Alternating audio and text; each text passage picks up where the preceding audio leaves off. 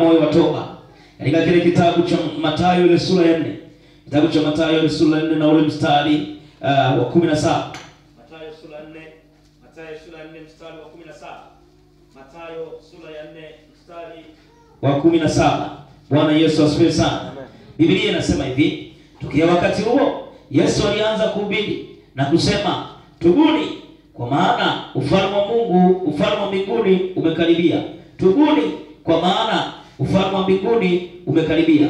Hata Yohana Mbatizaji ambaye unamuona kwenye Mathayo hiyo sura ya 3, alipoanza naye kuhubiri, alianza kuhubiri na kusema neno kama hilo kwamba tubuni kwa maana ufalme wa Mungu umekaribia.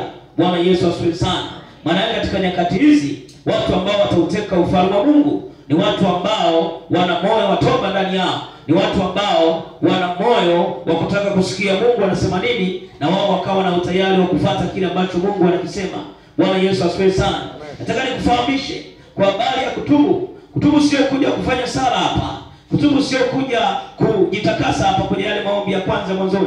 Maandiko yanasema kutubu ni kuchukua maamuzi magumu. Kutubu ni kugeuka katika njia uliyokuwa ukiendea, unageuka kutoka katika njia zote za dunia unaenda katika njia za Mungu, bila kujali zina ugumu kiasi gani, bila kujali zina uzito kiasi gani, lakini unakuwa tayari kuchukua gharama hizo, kuchukua nafasi hiyo ya kubeba maamuzi magumu na kutembea nayo na kuteka ufalme wa Mungu. Bwana Yesu asifiwe sana. Nataka nikufahamishe katika mchana wa leo, ufalme wa Mungu haupo kwa ajili ya watu wanyonge. Ufalme wa Mungu upo kwa ajili ya watu wenye nguvu, na watu wenye nguvu maandiko yanasema ndio wanaoteka. Bwana Yesu asifiwe sana.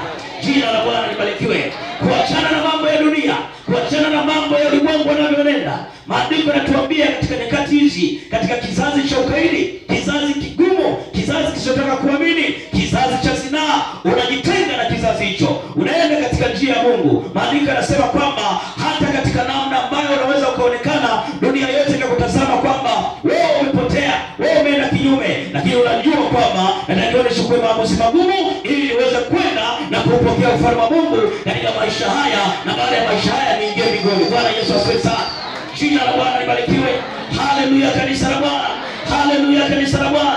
Maamuzi magumu ni pamoja na kuto kujihusisha na mambo yote ya kidunia, ni pamoja na kuto kujihusisha na mambo yote ya dunia ambayo unasikia, ni pamoja na kuto kujihusisha mwanamke kuvaa mavazi ya kikahaba, ni pamoja na kuto kujihusisha mwanamke kuweka mitindo yote ya kikahaba, ni kujitenga nayo na kujiweka mbali nayo. Unachukua maamuzi magumu na unamfuata Kristo ambaye ni Bwana Mwokozi wako. Kwa maamuzi magumu ufalme wa Mungu unakuja ndani yako. Bwana Yesu asifiwe sana. Jina la Bwana libarikiwe. Sio unakuja tu hapa kusema naomba toba, naomba Bwana unisamehe, naomba Bwana nifanye hivi, naomba Bwana nifanye hivi. Kutubu ni kugeuka. Unachukua maamuzi magumu. Nilikuwa siombi, sasa naanza kuomba. Nilikuwa silipi zaka, sasa naanza kulipa zaka. Nilikuwa navaa mavazi ya ovyo ovyo, sasa naanza kuvaa mavazi ya kujistiri. Nilikuwa naenda kwenye dundo, sasa dundo basi naacha dundo, naenda kwa Bwana. Bwana Yesu asifiwe sana. Jina la Bwana libarikiwe. Haleluya kanisa la Bwana. Haleluya.